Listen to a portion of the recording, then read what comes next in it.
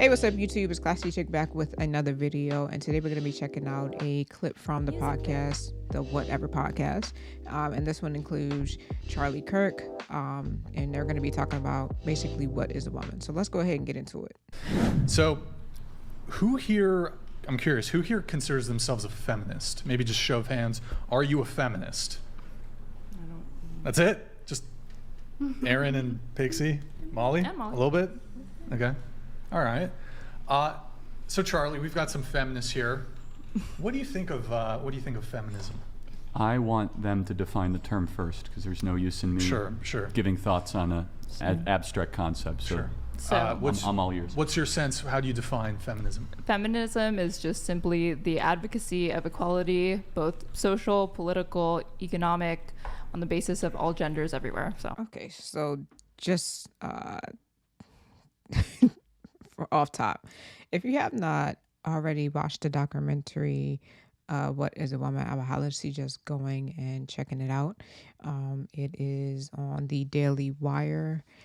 You have to subscribe to them in order to watch it, but I would highly suggest going and watching that documentary because I think it's very informative on how society is today, and how just over the years we've changed what these terms used to mean to what it is today. So if you have not already watched the documentary What is a Woman, I highly suggest for you to go ahead and check it out, so that you have a better understanding of kind of where this whole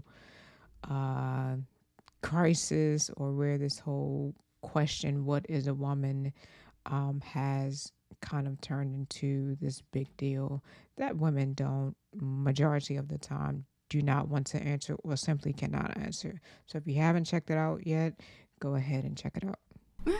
A woman is somebody who presents, that's our social conception of womanhood. So that acts in such a way.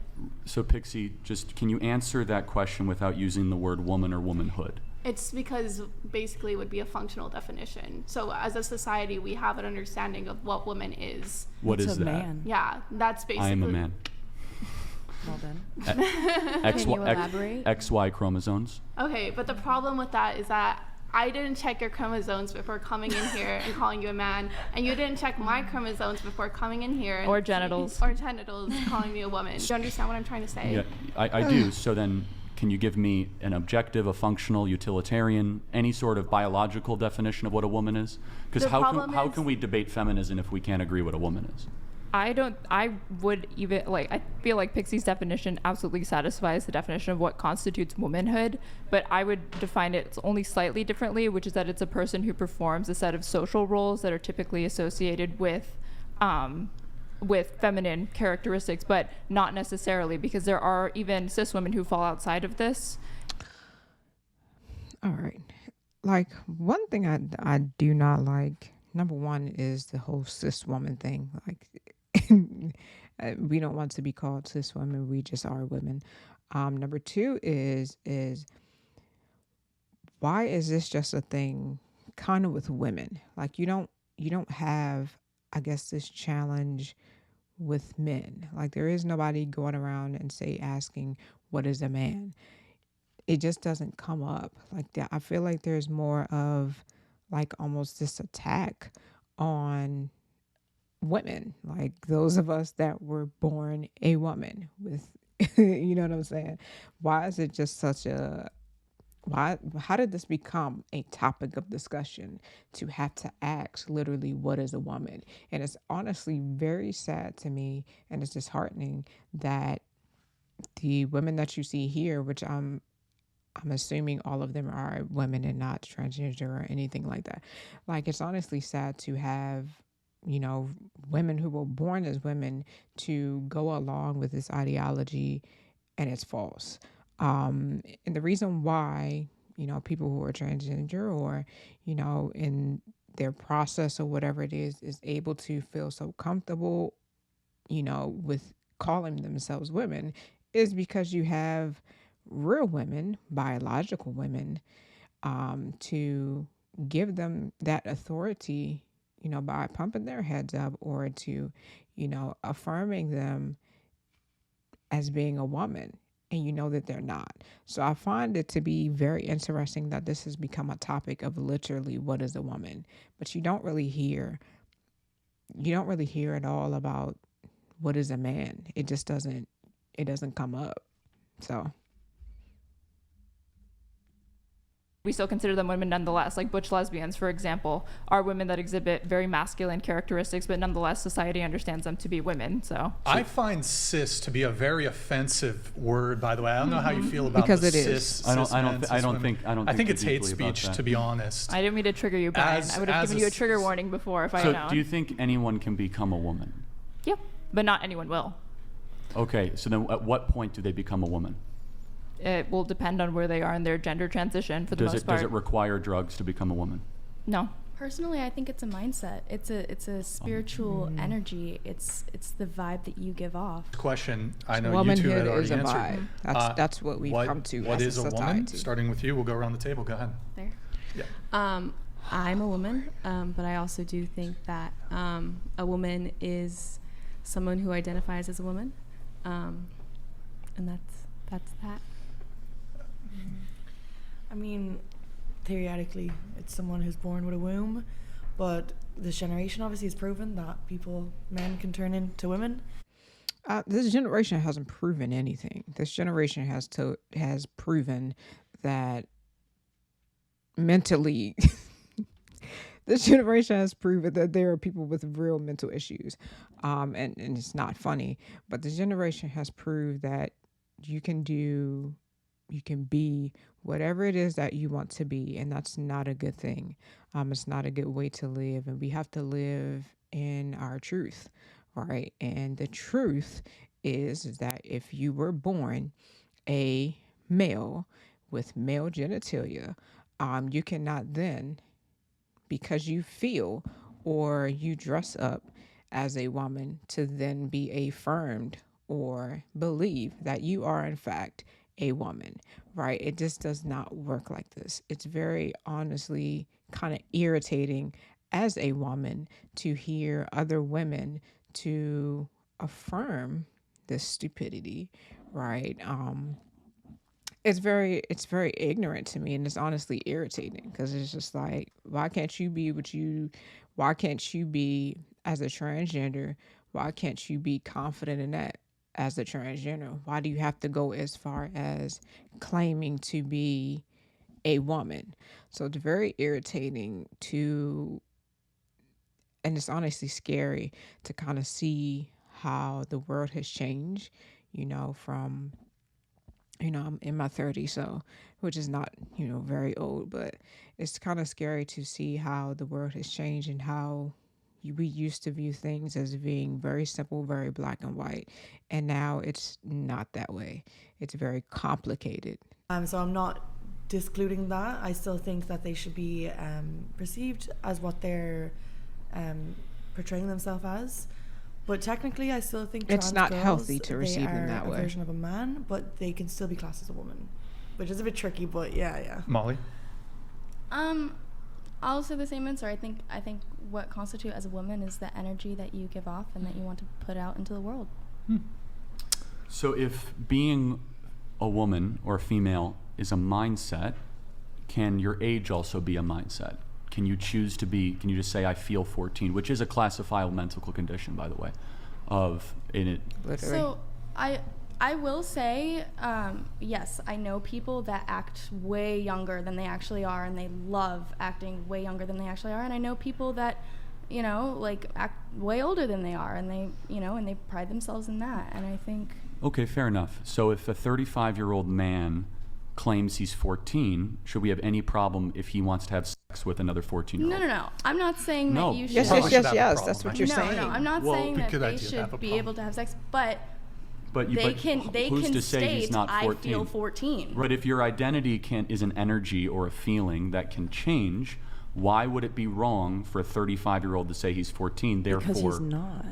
But then how is someone who has male parts a woman if he's I not a feel like woman? that's- People are told that they can become something they can't, so they go on a very, very damaging, road. self-destructive pattern of medical interventions that even if you're pro-trans, you have to acknowledge that, you know, hysterectomy at age 17 is not exactly an easy surgery. I don't think anyone at 17 should be altering their Oh, body. But No, I agree. Yeah. It's happening right now at thousands of young kids across the country are getting. But the reality is that at a very young age, I believe it's 13, 12 or 13, right? They legally have the right. I believe they may only need like one parent to sign off on it or whatever in order for them to get approved to be able to transition. So you can see how dangerous that is. Like she said, I don't think that anyone at 17 should be doing it. Well, I don't think that anyone at the age of 12 or 13 definitely should not be doing it, right? But this is the world that we live in, to where they have made it so easy in order for you to transition. I don't know. There is a interview that Jordan Peterson has with a transgender who transitioned, you know, who's had many medical issues in regards to so many different medical issues, mental issues and everything, just trying to transition from one sex to the next, right? And it just shows you the amount of damage that this can do as a child, a teenager, a preteen, whatever. Like, you don't even have the mental capacity to know. You don't even know fully who you are yet. I'm 33 and I don't even fully know who I am yet, right? I'm still growing. I'm still, you know, learning more about myself each and every day. So definitely as a preteen or a teenager, you don't know fully who you are. You don't know fully what you want. Like, that's you don't even know what college you want to do, what college you want to go to, what career path you want to take. So how in the world are you going to know as a teenager what sex you want to be, or to know that I want to transition to another sex? How do you know these things, right? And it's like, it's so terrible that legally they have the ability to go and actually get the funding, right, to be able to transition. And that's really sad. But again, it just shows you kind of where we are in a society and kind of the dark plans that they, you know, kind of have for our children or our next generations. What is called gender affirming care, but it's irreversible Care or damage. surgeries? Both. So puberty blockers and hormone There's blockers. thousands of kids that are getting hysterectomies across the United States. No, thousands of kids are getting puberty blockers or hormone blockers or puberty blockers. Probably even more, tens of thousands. You could stop using those, though. And as far as breast reduction surgery or hysterectomies, we don't know the number, but I'll even say it's probably only a couple dozen. It's probably, you're right, it's probably not thousands. Right. But we don't know the exact numbers, but an estimate is anywhere between 10 to 15,000 minors, and is growing, are currently receiving monthly doses of hormone replacement therapy, estrogenic therapy. Yeah, but you can stop those and be like... Well, that's the question, right? There's a lot of detransitioners that are speaking out that are not able to puberty is not an assembly line that you could just push a button and restart. That is a increasingly disproven scientific theory right now. Right. Chloe Cole is one of the most famous detransitioners, who she's in her 20s and she was sold a bill of goods, and when she was 16 she said, I think I'm a man, and she went on a very, very aggressive regimen of hormone blockers and puberty blockers, and she has huge regret, and hopefully one day she'll be able to have children again. But it gets back to a question of so I'm just making a point, though, that these ideas have consequences. It's more than just a silly question. Oh, what is a woman? That if you can't answer it, or at the very least say that you should allow minors to become adults before they make these decisions, then, and this is not a small thing, the quote unquote gender affirming care, we know that in California you have to be 18 years old to get a tattoo.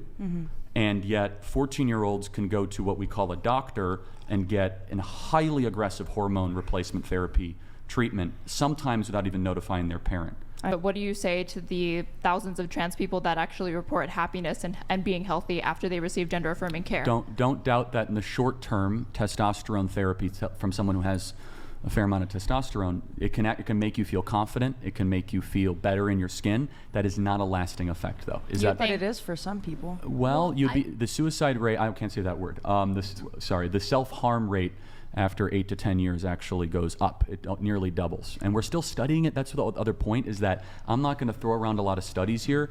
And they very well might be right. It might have helped them individually, but let me give you an example. If a medication is on the market and it harms 1 in 250,000 people, for example, Robitussin. You guys ever take Robitussin? No. No, it's a cough thing. That's a great example, actually. They found that one of their lots of Robitussin last week might have been contaminated, and they did a massive recall, right? And it was just a whisper of it, okay? The point that is in medicine, the first rule used to be first do no harm. In medicine in particular, you must have a cautious approach, even if there were pluses and positives, which might very well be true. If there's even a 1%, a 2% adverse event, you pull the drug immediately because you first do no harm. If there's something that is actively damaging a society, and it's now a certifiable fact that we see thousands of young kids are being told that they can transition when in reality they have other underlying issues that we should address. Depression, trauma, anxiety, or they're on the autism spectrum disorder, and they get mislabeled on whether a TikTok video or some sort of other thing makes them feel as if they might have, a transgender issue when they very well might have other issues that need to be addressed. The old way we used to treat this is called watchful waiting, where we believed that puberty was the solution, not the problem. And almost every single case, and Europe was actually the pioneer of this, is that when you allow puberty to play its course, these individuals, they might end up being lesbian or gay, but not transgender. And that's a completely different thing that doesn't require hormones or eventually antidepressants on top of it. I'm sorry, Pixie, you were going to say something. So.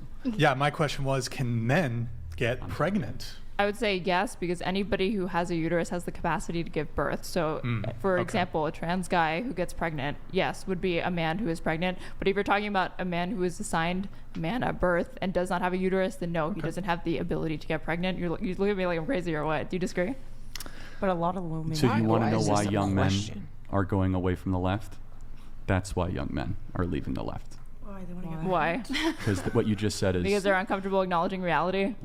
Some trans men can get pregnant? What you just said is at war with reality and, massacring... I mean, a lot of women can't get pregnant either. Vocabulary. So that yeah, exactly. It's just a question, What they would look at is the way that a person is necessarily performing. So what is their role? That's why you have the idea of non-binary, third gender, et cetera, because there have been people also who have not performed their role as a male or female, so they're put into the third category, third sex, whatever. So I would argue that for the vast majority of human histories and societies, what they look at is what is your performance, and that maps on to what we do now, because we don't really look at biology, we look at people act. That's why, let me finish. Go ahead. That's why we also, the terms less manly, he's less of a man than him, or she's not that womanly, makes sense. If gender was truly a binary, those words would make no sense. It would be like cat and not cat. That doesn't, you can't have a in between, really. And the same thing applies for gender. There is a spectrum there. That's why the words less womanly, more manly, less manly make sense to us. And all of those things are fluid throughout time. Nonetheless, that still doesn't disqualify that person from being the gender that they were born as, right? Just because you have a man that acts a little bit more feminine, than most men, or a woman that acts a little bit more manly than other, women, does not disqualify that woman from being, in fact, a woman. It's still a woman. She can still have children if she doesn't have any medical issues. What constituted masculine tendencies or behaviors will be different now than it was several years ago, or even things like colors. For example, pink used to be considered a masculine color. Pink is no longer really considered a masculine color; it's considered a feminine color. So there was never anything inherently masculine about the color blue or the color pink or anything like that. That could always change at any given point in time. Do you think that male brains and female brains, or men and women brains, are different? Wired differently? There are differences between male and female brains, but I believe it's a matter of statistical averages of gray matter. There's not going to be distinct anatomical features that differentiate a female brain from a male brain. There is. Really? You really think that? Well, no, it's proven scientifically. Well, no, when we it's take not. yes, it is. When we take a brain scan of a male and female, the average doctor can't look and be like, that is a male brain right there. Not true. Now, no, hold on. Wait, if let me you do a finish my SPECT sentence, scan, if you do a SPECT scan, you can see what parts of the brain light up.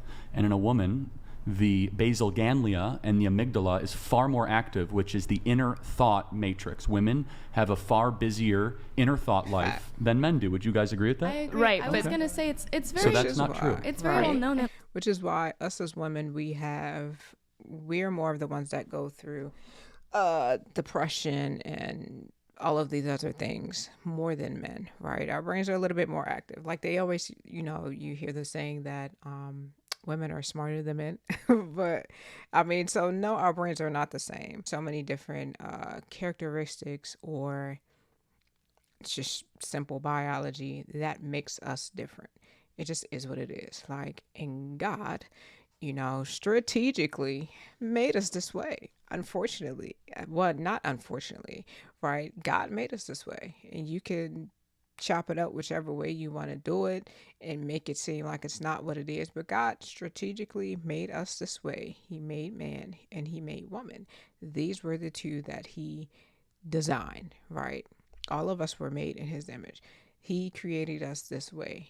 We cannot change that, right? So whatever way that you want to define it, whatever way that you want to attempt to make things to be not what they are, it doesn't change the way that God created us since the beginning. It just is what it is. At that point, I don't doubt that the studies that you looked at did find differences in like brain mapping scans between men and women, but the key thing is that they looked at men and women. So that's already a brain that's been subjected to a lifetime, or not a lifetime, but like decades long So do you- socialization. let- So I that just wanna socialization is make going sure- to impact it. If you looked Sorry, I don't mean at to like a interrupt, brain yeah. scan of like infants, for example, like a male infant and a female infant, it would be like how different would it really So- look? Do you think it would look significantly different? No, it's not even close. Of course, it's different, and I could prove it to you in two ways. But the first one, do you guys know the John Money gender experiment? No. So okay, I'll just really quick. John Money, who is a total creep, he believed that this is before we mapped the human genome. Okay, this is before we even knew about chromosomes. He said that men and women are blank slates at birth, and he said that they're formed through the toys we give them, the colors we appropriate to them, and they're blank slates. There was these identical twins. One of the twins burns themselves terribly in the genitals, and he said raise that twin as a girl. And basically his entire life he was tortured, and awful story. Eventually rebelled against John Money, and this twin eventually was told that, hey, you were born a boy but raised as a girl, and even had a vagina put onto you artificially. And he was like, instead of being mad, he was relieved, because he said, I knew I was a boy all along. So there's no clinical evidence to support that. Do you think if they had conducted the study in a different country that the men and women would have given these same answers? Yes, I think that these things are universal. And I mean, I can't say to that. That would be my speculation, that the men in Iran are thinking about soccer and Persian women, and the women are thinking about, what's going on in their local neighborhood. These things transcend continent, they transcend culture, and we know that because one of the arguments that you were making is that, well, at the fundamental root, these are learned and acted, these are put on by Western society. But you go into African villages, like very poor third world African villages, they don't even have a term for transgender. The idea that a man can become a woman or a woman can become man, this is a uniquely Western phenomenon that is born out of the academy, born out of college, that I will say, and I think we could agree, is largely they prey on people that And going back to like what I said earlier, like watching the documentary, right, of What is a Woman, and watching the documentary What is a Woman, and just like he was sitting there, like in Africa and different places, like you go over there, like in the documentary, they went over to I don't know, somewhere in Africa, and they ask these people these questions of like, do you all kind of experience these things of transgenderism, or a man wanting to be a woman, or a woman wanting to be a man, and it's just like they were so confused. They're like, what is that? You know what I mean? So it's just like you can just kind of tell us here over in the US, like how our society or our little world over here has influenced the world that we live in so much. How the school system has influenced our kids, how television and all of these things have influenced, kind of the world that we live in. And honestly, politically, how things have, kind of pushed, even with Joe Biden and all of that, right? pushing for these, the LGBT community and for all of these LGBT agendas. And then we wonder why, kind of we're at where we're at, where there's such a level of confusion simply as the question states, what is a woman? Right. So, but in other countries, it's not this way. So it just shows you just how us as a country, how we have really, fallen, and how, through politics, through the school system, through everything else, has kind of shaped the very evil world really that we're living in. So that, like, hey, if you're raised to think in a certain pattern, you're going to perform in that pattern. I agree. I mean, if a society can mold you, of course, but you're dealing with very powerful raw material that's underestimated in the current cultural conversation, and you can only guide that raw material so much. So let me ask another hypothetical. I'll just tell you, if I sit down with men, what do they always talk about? They talk about macro concepts, big things, stock market, sports, things that are very, like, let's just say bigger than individual. Women, if you sit down, they'll talk a lot about conversations or relationships, their kids, very micro. This, one of the reasons why men and women brains are different, and they continue to be different, is there's different skill sets. And I think we can all acknowledge that. Like, men are better at some things than women, and women are better at some things than men. I don't know why that is a wildly the way that you frame it is like, oh, women are awesome at like small talk and like sewing or whatever, and then men are just awesome at like the stock market and being CEOs. Let me ask you a question. I don't think these are. But hold on. You see them equally. Let me ask you a question. Why is it that the International Chess Foundation doesn't want biological men who believe they are women to compete with women? They say that will not allow trans men into the female category. Why is that? I can't speak to that, but I'm just, if you're going to talk about like representation being the thing that lets you know that, oh, men are obviously smarter, you could break this down to race. I never said smarter. I said different.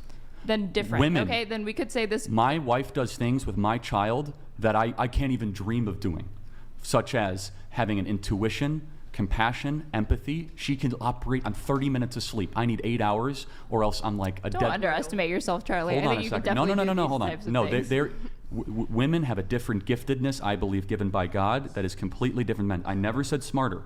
In fact, a woman's intuition is far better than my intuition. I trust my wife's gut when it comes to people, when it comes to relationships, and she leans on me for, investments or politics. We are given different gifting. Now, with that being said, some women have a gifting in that direction. Those are the exception, though. There is a general rule, and the general rule is that women are far more gifted at people and caretaking and the intimate. I don't mean. All right, so I'm probably going to end it there, but it just goes back to, what I was saying earlier. God is simply amazing, right? And just a genius in the way that he created us. There are specific things, like I said, that us as women we are amazing at, and there are things that men are amazing at. And what women have to understand is that there is no issue. There should not be a issue with that.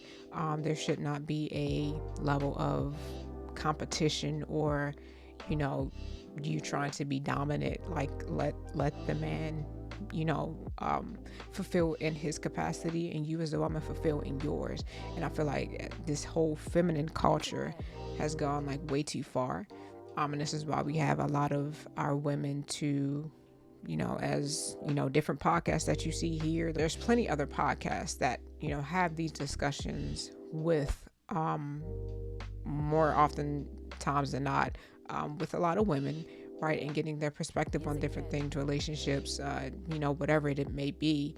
And it's just this whole feminist movement, I'm just not really a fan of it, right? Each one of us as men and women, we have our perspective place in the structure of how God created this thing, right? God is the head. Under him is, your husband if you have one, right? And then under that is you. And I feel like a lot of women have a issue with that order or that structure, and I don't know why. This is the way that God created it. I can understand why, men may be reserved or, whatever, as far as dating, just due to simple stuff like this that you watch and you see. Like, it's like women can't even have a logical conversation. It's just, everything is just all twisted up. So like I said, I enjoy watching different things like this. It's annoying to watch, because it's just like, where's your brain as a woman, right? But it's interesting to watch, but it's informative to watch as well, just kind of to see, what's out there and the mentality, how people think. And it's kind of scary that people think this way, but this is the world that we live in. So you really have to be guarded. You really have to stand on, what it is that you believe at the end of the day. So I hope you all enjoyed this video, and I'll be back, of course, with more content. Peace.